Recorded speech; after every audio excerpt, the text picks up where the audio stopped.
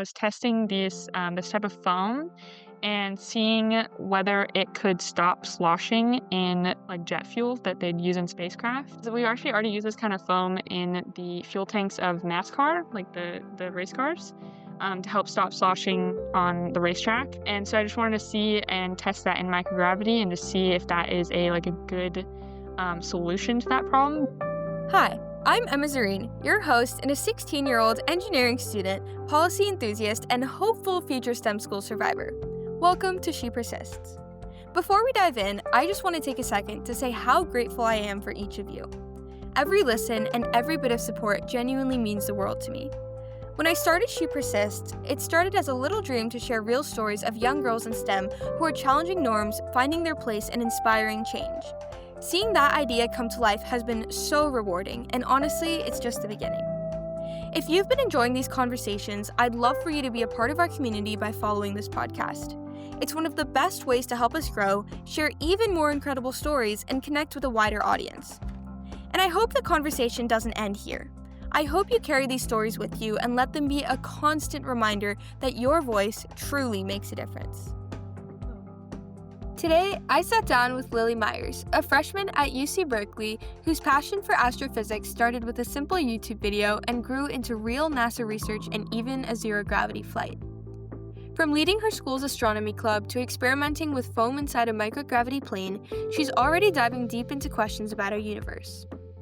In this conversation, we talk about what sparked her love for space, how she found opportunities like the NASA Seas internship, and what it actually feels like to float in zero-G. So with that, let's get into it. Here's Lily Myers. Well, it's so good to have you today. I'm really excited to talk to you, learn a little bit more about what you've done, and what you're planning to do in the future. Starting off, I'm going to start with a question I start with for everyone. What first sparked your interest in astrophysics? Well, I actually have a really specific story for this one because I've been very curious like my whole life. I was always that like little kid that was like really annoying everyone around her with questions and stuff. But I think around when I was like 12 or so, I found this YouTube video online, and it was like a time lapse of the future of the universe. It went from now to the eventual heat death of the universe. It kind of talked about, dark matter, dark energy, the multiverse, all sorts of things that I've never really heard of before. It sparked my interest a lot, and I was like, wow, this is like what I want to do. I want to study this. This is so cool. Ever since I've been obsessed with it. Did you always know you would end up in a STEM career? Yeah, I mean, with how curious I was, it was like I wanted to explore and just know everything. Originally, I didn't want to be a teacher, but after that, I was like an architect or an engineer or something for a while. What were some of the things you pursued in high school that helped you further explore astrophysics? What a few things. Definitely, obviously, the NASA Seas internship. Also, like courses, I took dual enrollment courses. So I got to take like astronomy courses and physics courses. I was also part of our astronomy club at my high school as well. I eventually became president. That can me explore my interests with different meeting topics and outreach events and even competitions. A little bit of Um, everything. nice. So about your club, can you tell me a little bit more about that? What did you guys do, or what brought you to that club?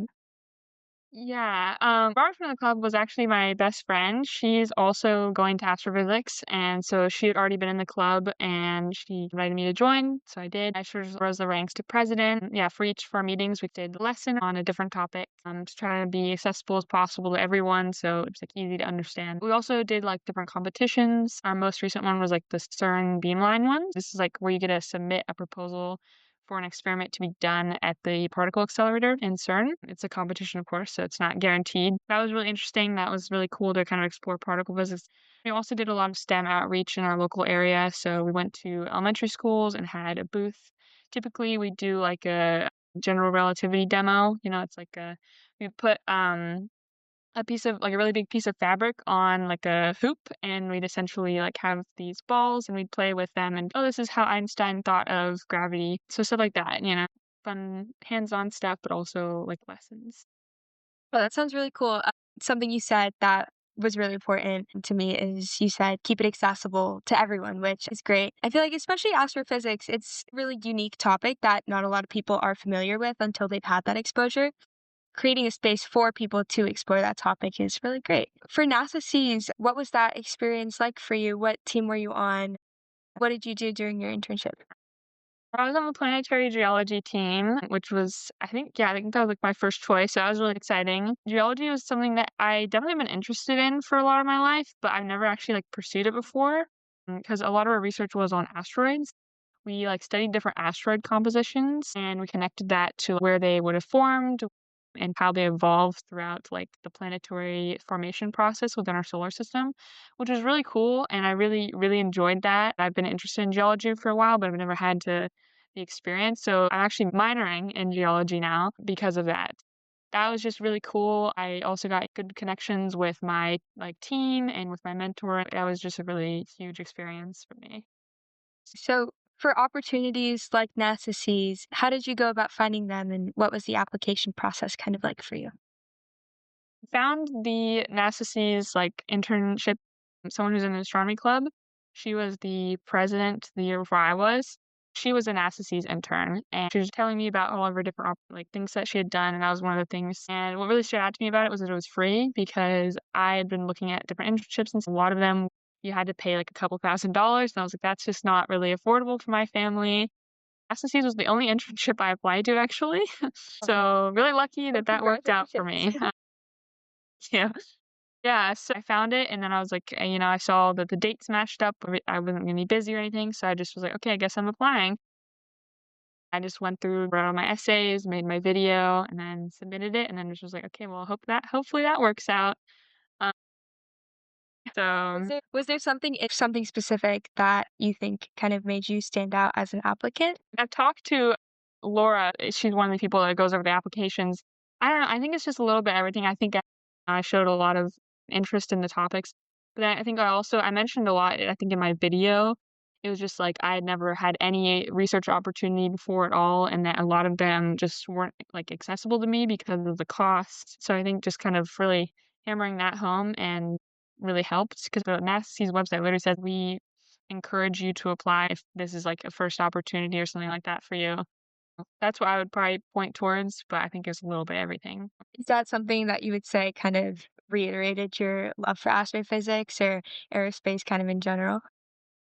Yeah, it definitely like made sure like that I kind of knew what my career would feel like. I knew what research would feel like. I knew that I liked that because if of course I hated research, that was not gonna, astrophysics would have never worked out for me. So it just gave me that experience of like, okay, this is what research looks like, this is what presenting it looks like, this is what building stuff work looks like. Just every like a little bits of everything that will be a part of my future career just reassuring me that, yeah, I like this and this is really exciting for me. Is there any advice that you would give to future students who want to find opportunities like this or apply to opportunities like this, but don't really know where to start? I would say, like, go to all of the clubs and stuff at your school because a lot of times the leaders in those clubs, like my experience, they're gonna have experience, probably more than you do, and so they're gonna know of different opportunities that are available to you, especially for someone like in your local area. So I'd say that's like kind of a good first step. And of course, always there's the internet. There's tons and tons of lists online of things like that. And for just advice, I'd just say like apply. Don't be like me. Apply to as many as possible. And just be authentic. Be you. And, if you have to submit a video or an essay or anything, just be very authentic about it. Be truthful. That sort of thing. So be yourself. That's a really important thing you said. A lot of the times it's really easy to kind of want to fit into this bubble that you think would be an ideal Yeah. application, but it's really important to make them see why you would be the perfect fit or the perfect candidate for that experience. Just being who you are and true to yourself. So, you've done some really interesting research. What's been your favorite project or your favorite experience that you've had?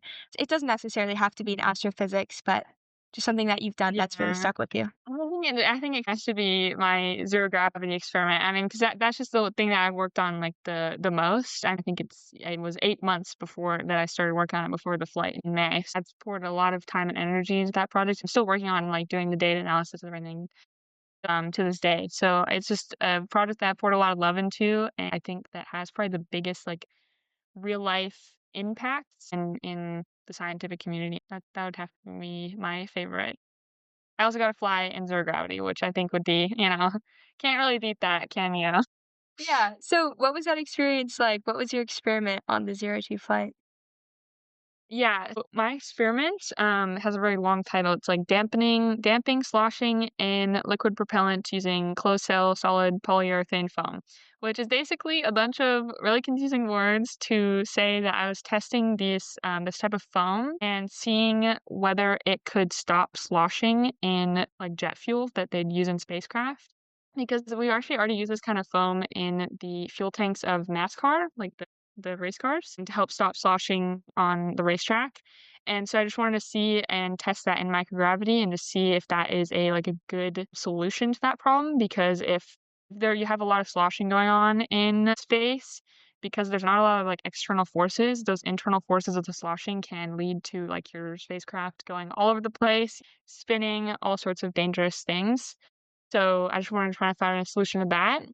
My experience on the flight as well. I kind of knew that I was going to get sick because I am just someone who gets motion sick very easily. It was a very hectic time before the flight. Me and another person on the team had ended up like our flights had to get moved around, and so we ended up getting there like, maybe less than 24 hours before the flight, getting there in Kansas. That was really chaotic because we had to get everything together within like 2 hours.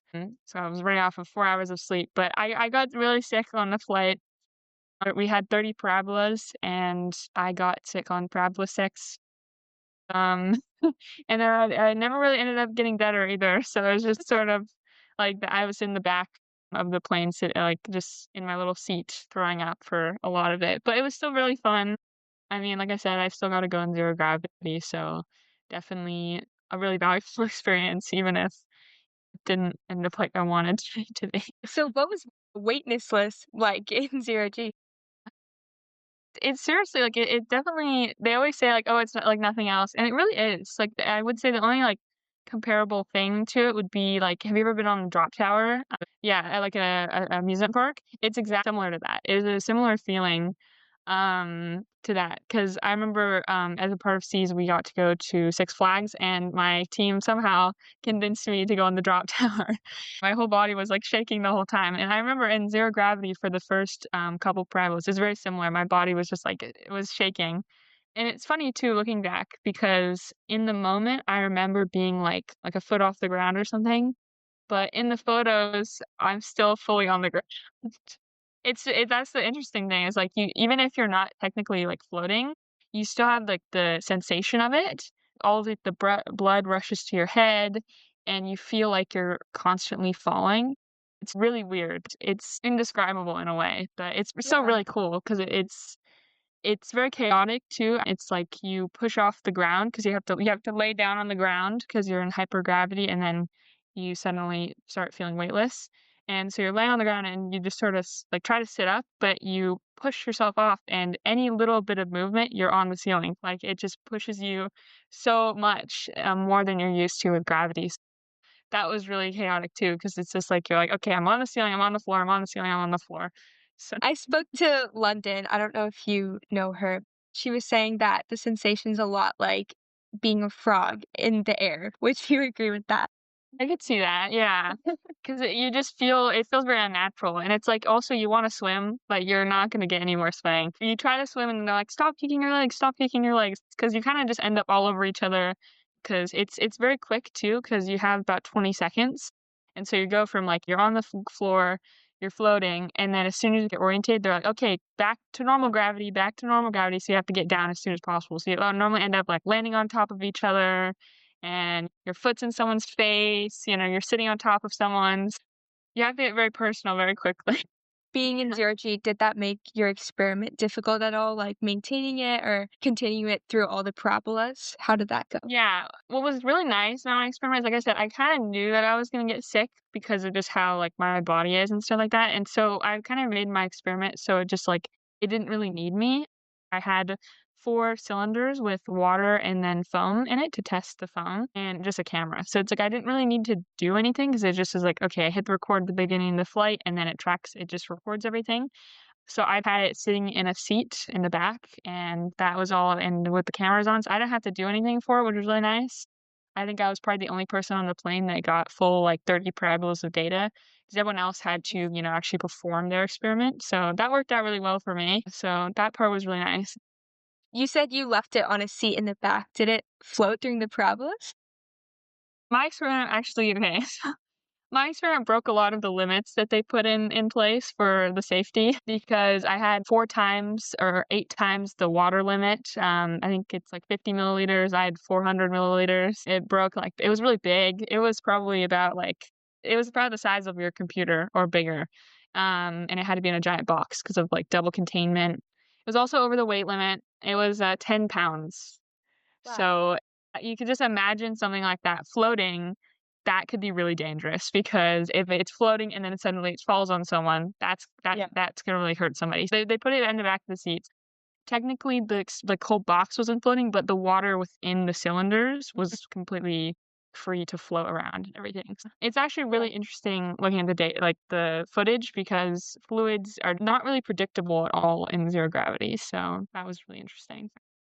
So, for the actual flight, did you guys do anything to prepare beforehand, like physically or even mentally? We're not, like, astronauts or anything, so it's like we didn't do any, like, workouts or we didn't do that, like, in the pool thing that I think astronauts do. There wasn't really anything physical. I mean, they gave us Dramamine. Mentally, I think a lot of the people were just, like it was mostly just about running through your experiment on the ground a lot, which I didn't really have to do 'cause mine was just pressing record, but for everyone else, it's 'cause they have to have it, like, really down. Because like I said, you only have 20 seconds of zero gravity, so you have to be able to get your experiment out of your box or your bag that you have it in and then just do it. So I think a lot of the mental training for people was just like getting the repetition and down and muscle memory of performing your experiment. I know also people had like other little like experiments they wanted to do. So just like having that plan of like which parabolas you're doing which thing for was another thing that people had to do. So just sort of like planning and muscle memory. What's something that you think research has helped you learn on a hands-on environment that you don't think you could have learned in a classroom? I think a lot of it is just engineering and problem solving because it's like when you're actually physically building something and you're building it from scratch and you have all these constraints because it's like zero gravity, there's so much constraints just for safety reasons. There was a height limit, a weight limit, all that sort of things. So it was just like engineering within all those constraints was something that was really tough and you really had to learn through. And there's also just problem solving. You have to problem solve with your software, like with my software that I had to problem solve. I had to create like a pressure release system. I had to seal my container because I didn't want the water to leak. And then that created the issue of, oh no, what if they overpressurize? So now I have to build all this tubing and stuff. But the tubing also has to make sure that only air escapes, not any water. And so everything ends up with the more problems. And every time you have that meeting every week where you're going over your new design. Okay, gotta change this one more thing, and it's that constant thing. But that's really important because it's if you were an actual like rocket scientist or anyone who's building something, you're gonna have to keep rebuilding, keep revising over and over again. Yeah, that definitely makes a lot of sense, especially in zero G being an environment you've never experienced before. Yeah. It totally makes sense that there's definitely a lot of problems that could come up that you might not necessarily anticipate or think about if you were on gravity on Earth. So you're going to be a freshman at Berkeley this year. So what's something that you're looking forward to exploring at UC Berkeley, research related or not research related? The classes are something I'm definitely really excited for, because it's just gonna be much different. Like taking college classes before, like I said, I did dual enrollment, but these are just gonna be a lot different. And you're at a world-class university with a lot more people, much probably tougher professors, much tougher curriculum. So I think that will be really fun. I'm also really excited for the clubs. I think there's over like 1,000 clubs at Berkeley, so there's definitely a lot to join, a lot to be a part of. And so I've taken a look at a few and seen what I want to do. I'm really excited for that, the community. So are you planning on continuing research in college or what direction do you want to head in? Yes, I definitely want to continue research. One of the like things I was looking into, they have a club at Berkeley. I think it's called like Space Technologies at Cal, and essentially they do very similar things where they have projects that they build and that also go up into microgravity. With places like Blue Origin. I definitely want to look into joining things like that and becoming a part of the engineering team there because I really enjoyed my research with zero gravity and I'd love to continue it, especially when it comes to all of the fuel and jet propulsion sort of technologies. Awesome. So where do you kind of see yourself 5 to 10 years from now? Do you think you'll still be pursuing education or being more in the industry? I definitely always wanted to go into academia, so I think my current plan would probably be to be in graduate school, I think, by then. So, yeah, I think in 4 years, I would have graduated, gotten my bachelor's, and I'd probably be on to getting my PhD. So that would be probably my plan. I definitely could go into industry, though, but I think from what I've seen, you'd still need a PhD or at least your master's for that. So I think I'll be getting educated for quite a while. Yes. That would be my plan. Are there any specific research areas that you're particularly interested in? Yeah, I'd say particle physics. Like I said, I did that CERN BMON competition, and I've always really just loved particle physics. I think it's really interesting, and so I'd love to even like work at CERN one day. But another thing is also geology. And planetary geology would be really interesting. My NASA sees research with that was really interesting for me, and I would really enjoy that too. So, wrapping things up, if someone listening wanted to start exploring astrophysics today, what's the first thing you tell them to pursue? That's a good question. I feel like getting used to or reading up on stuff, or watching videos, because I feel like a lot of the stuff is stuff that you really would never hear of as a regular person. Because it's like when you start talking about dark energy, dark matter, and all these random little particles and stuff, you're like, what are you even talking about? So I think it's really important to like read up on not even just the current research that is being done, but like past research and getting a general foundation of knowledge, because then you can go into research opportunities and go into being a part of a club and, like, understanding what they're talking about. So that would probably be my first thing, just because it's important to know what you're doing and once you know what you're talking about, you can go from there. Yeah, for sure. And then if you could give your younger self a piece of advice, what would it be? Ooh, that's actually really hard. Maybe if I learned to code. This is kind of a funny story. I hate coding, or I used to hate coding so much because I grew up, outside of Seattle, and with Microsoft being right there, everyone wanted to be a computer scientist. So I was like, I don't want to be like everyone else. And then I realized that astrophysics is half coding, so I had to learn how to code eventually, and I love it now. But yeah, I'd say something like that, like get into coding or get into hands-on stuff earlier, because as a kid, like, I never wanted to do anything extracurricular, like, I didn't wanna join any clubs after school, like, I just wanted to, like, go home. So I'd say, like, do something that's not just school. Yeah, I totally agree with the coding thing. I was the same way. I was not interested in being involved in coding at all. And then I realized that engineering is a good portion of coding. So that was definitely Yeah. something, yeah. So But I definitely agree. Well, it sounds like you've done some really amazing things and you've just recently graduated high school, so congratulations for that. thank you. I can't wait to see what you do next in college and beyond that as well. So I'm super excited for you. Yeah. It's really sweet. Thank you so much. It was great having you, and I really appreciate your time. Yes, thank you so much. This has been really fun. I haven't really talked about any of this for a while, so it's been nice to talk about it. Once again, I'm your host, Emma Zareen, and thank you so much for tuning in to today's episode of the She Persists podcast.